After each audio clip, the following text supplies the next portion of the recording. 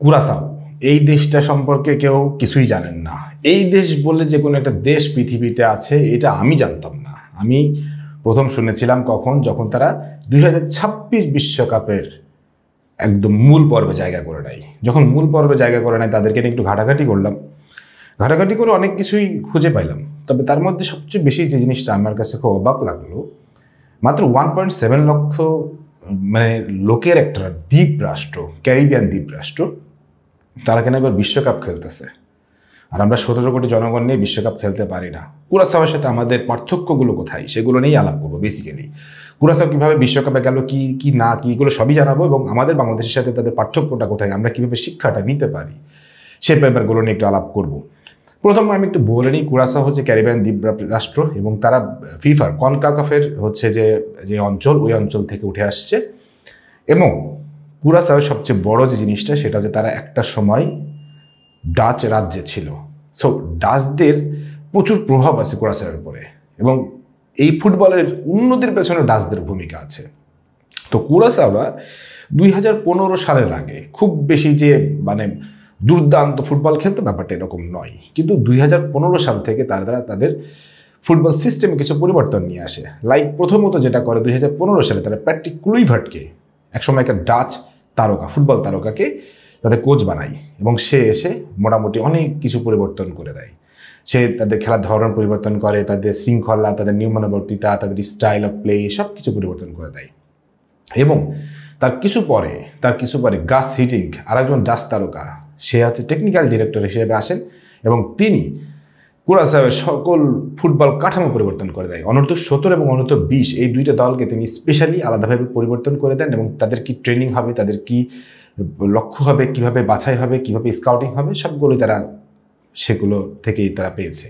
এবং কুরাসাওয়ের যেই বর্তমান যে খেলোয়াড়রা আছে, এরা বেসিক্যালি 80%ই হচ্ছে ইউরোপিয়ান বংশোদ্ভূত। এই যে বংশোদ্ভূত কথাটা বলতেছি, আর আমাদের বাংলাদেশে বিদেশি প্রবাসী বংশোদ্ভূত খেলোয়াড় বললেই নাকশিট কানো একটা ব্যাপার চলে আসে। জাতীয় দলের খেলোয়াড়দেরকে এইভাবে চিন্তা করা হয় আমাদের দেশীয় কোচরা।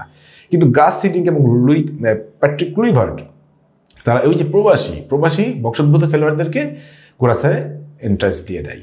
এবং এমন খেলোয়াড়কে আপনি পাবেন যারা হচ্ছে যে চ্যাম্পিয়ন্স যেই ট্রফিটা হয় ইংল্যান্ডের, সেখানে খেলে, যেমন হচ্ছে আপনি স্টোক সিটিতে খেলে, তারপর হচ্ছে নরউইচে খেলে, অনেক খেলোয়াড় এরকম আছে, অনেক খেলোয়াড় আছে। এবং আপনার হচ্ছে ডাচ লিগে খেলে, বেলজিয়ান লিগে খেলে, এরকম বহুত খেলোয়াড়কে তারা ইনক্লুড করে, এবং তারা আস্তে আস্তে তাদের প্রোগ্রেসটা শুরু করে। 2020 সালে গিয়ে তারা একটা জিনিস সবচেয়ে বেশি আকর্ষণীয় করে তোলে, সেটা হচ্ছে যে মোটামুটি কনকাকাফের ওই টাইপের দলগুলোকে হরামেশাই হারাচ্ছিল, like Jamaica, Trinidad and Tobago, হ্যাঁ, এই টাইপের দলগুলোকে তারা হরামেশাই হারাচ্ছিল। যখনই তারা হারাচ্ছিল তখন তাদের মনোবল বৃদ্ধি পাচ্ছিল, এবং তারা আস্তে আস্তে সেই জায়গাটায় মনোবল বৃদ্ধি করে, এবং তাদের যেই ব্যাক লাইনে যে তাদের কাঠামোটা তৈরি হয়ে যায়, ওখান থেকে তারা প্রচুর পরিমাণ প্লেয়ার সাপ্লাই পায়। ওই প্লেয়ার সাপ্লাইয়ের কারণে তাদের দলটা সাজিয়ে যায়। এখন এই যে 2026 বিশ্বকাপ, কুরাসাও যে বিশ্বকাপে চান্স পাইলো, এটা তো অনেকেই অবাক, কি করে এত একটা ছোট দল চান্স পায়। হ্যাঁ দেখেন, আমি আপনাকে একটা কথা বলি, ফুটবল খেলাটা তো বেসিক্যালি হচ্ছে আপনার ওই 15 জন বা 23 জনের খেলা। মানে আমি যদি টোটাল স্কোয়াডটা ধরি, ওই 23 জন খেলোয়াড়কে বাছাই করতে আপনার কিন্তু 17 কোটি জনগণ লাগে না। যদি আপনি নিষ্ঠার সাথে দলটা পরিচালনা করতে চান, নিষ্ঠার সাথে বোর্ড পরিচালনা করতে চান, কুরাসাওয়ের যেই প্রেসিডেন্ট এবং কুরাসাওয়ের যেই ফুটবল ফেডারেশন, তারা কিন্তু সেই জিনিসটা নিষ্ঠার সাথে করছেন। তারা ডাচ যে সাহায্য সহযোগিতাগুলো পাইছিল, এবং সেই জায়গায় প্রত্যেকটা জিনিস তারা কাজে লাগাইছে। এবং বিদেশি বংশোদ্ভূত, আমি তো বললাম, তারা রানিং 80% বিদেশি বংশোদ্ভূত খেলোয়াড়কে তারা আছে কুরাসাওয়ের জাতীয় দলে খেলায়।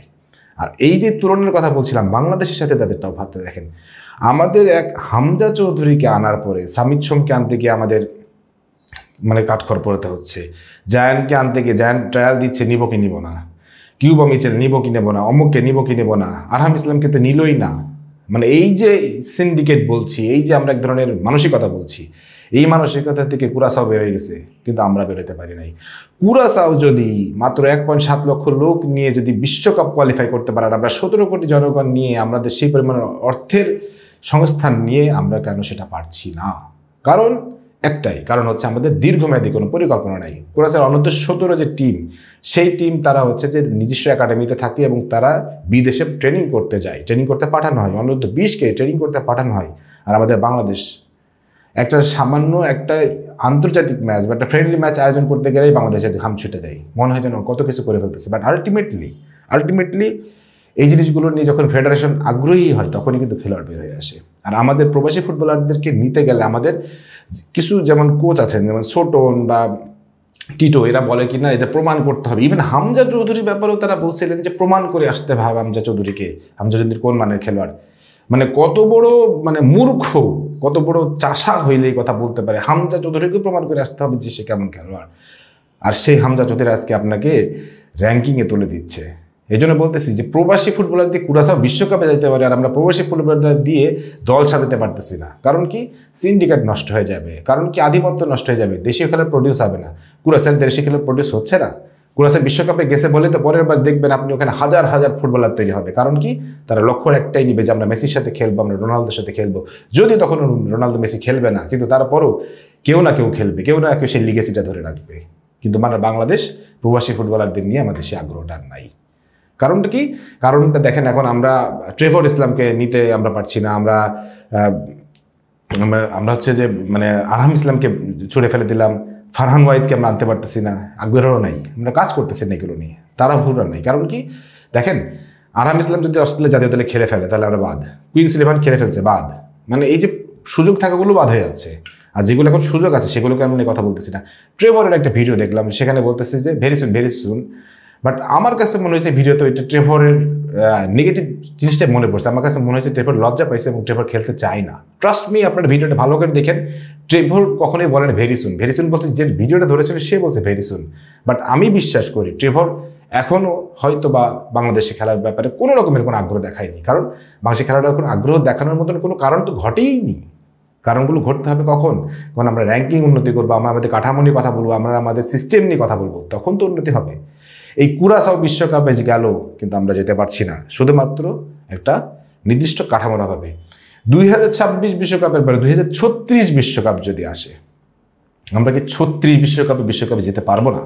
সেরকম কি একটা প্ল্যান আমাদের সাজানো দরকার না? এরকম কি একজন টেকনিক্যাল ডিরেক্টর আমাদের দরকার না? গাছ সিডিংকের মতন যে কিনা আমাদেরকে এসে উন্নতি করে দিবে, প্যাট্রিক ক্লুইভার্টের মতন একজন কোচকে আমাদের দরকার না, যে কিনা পুরো খেলার স্টাইলটা চেঞ্জ করে দিবে? এখন যে কোচ পরিবর্তন হবে, এখন যে সবকিছু পরিবর্তন হবে, আমরা বলতেছি আমরা রাজপথে আছি, বারবার বলতেছি রাজপথে আছি, এদেরকে পরিবর্তন করতেই হবে। আপনি যদি এগুলো পরিবর্তন না করতে পারেন, আমরা সত্যি মাঠে নামবো, এবং তখন কিন্তু আপনি বুঝতে পারবেন কত ধানে কত চাল। সো কুরাসাও যদি বিশ্বকাপে যাইতে পারে, আমরাও যাব, সেই প্ল্যানটাই করেন, নাহলে আপনাদের বিপদ আছে। সব ভালো থাকেন, সুস্থ থাকেন, আল্লাহ হাফেজ।